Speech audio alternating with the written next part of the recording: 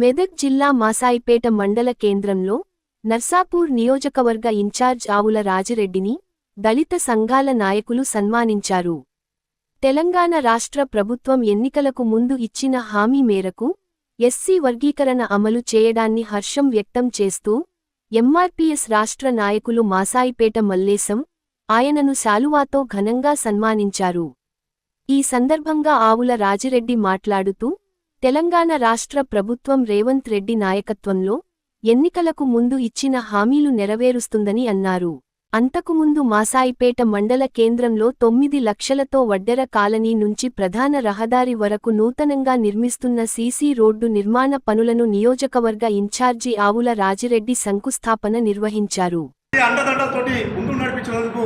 మరి అన్నగారికి ధన్యవాదాలు తెలియజేస్తూ ఈ క్రమంలోనే భవిష్యత్తులో కూడా మాకు ఎంఆర్పీఎస్ పక్షాన అన్నగారికి అండగా ఉండాల్సిన సమయం ఏదొచ్చినా ఖచ్చితంగా మేము అండగా ఉంటామని చెప్పేసి ఈ సందర్భంగా తెలియజేస్తూ మరి అన్నగారికి ఎంఆర్పీఎస్ మండల కమిటీ పక్షాన చిన్న సన్మాన కార్యక్రమం చేపట్టడం జరిగింది.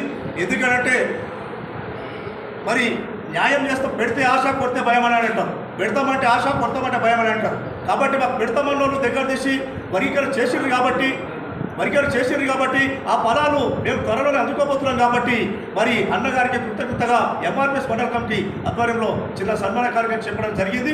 అన్నగారికి కూడా భవిష్యత్తులో ఎలాంటి అవకాశం వచ్చినా ఎంఆర్పీఎస్ మండల కమిటీ పక్షాన జిల్లా కమిటీ పక్షాన మరి అండగా ఉంటామని చెప్పేసి ఈ సందర్భంగా తెలియజేస్తాను. యావత్ రాష్ట్ర ఎంఆర్పీఎస్ ఉద్యమకారులందరికీ కూడా శుభాభినందనలు తెలుపుతూ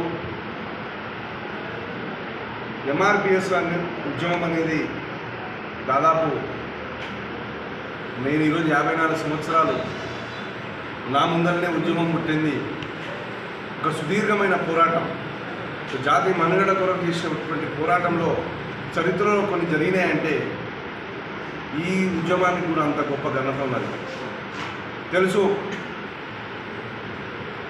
ఎంఆర్పీఎస్ ఉద్యమం పుట్టి తర్వాత కాలక్రమంలో మందకృష్ణ గారు తన జీవితాన్ని పూర్తిగా ఈ ఉద్యమం కొరకు అంకితం చేసి తర్వాత ఈ ఉద్యమంలో ఈ క్రమంలో ఎంతోమంది అసూలు భాషలు కేవలం మాదిగల రిజర్వేషన్ పోరాటం కొరకే వాళ్ళ జీవితాలు అంకితం చేసి వాళ్ళందరికీ కూడా ఈరోజు మా జోహార్.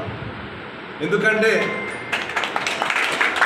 సమాజంలో తన కొరకు తన కుటుంబం కొరకు బతికే సమాజం ఎక్కువ వరకు చూస్తాం. కానీ కొంతమంది కారణ జన్ములు ఒక మహత్ కార్యం కొరకే పుడతారు.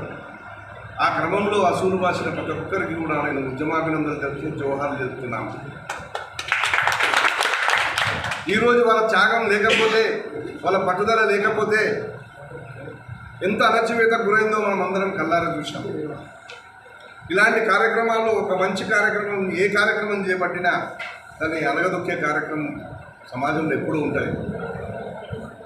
ఎన్ని సుత్తెతోని దెబ్బలు పడితే కానీ ఇవాళ ఎంఆర్పీఎస్ ఈ స్థాయికి రాలేదు.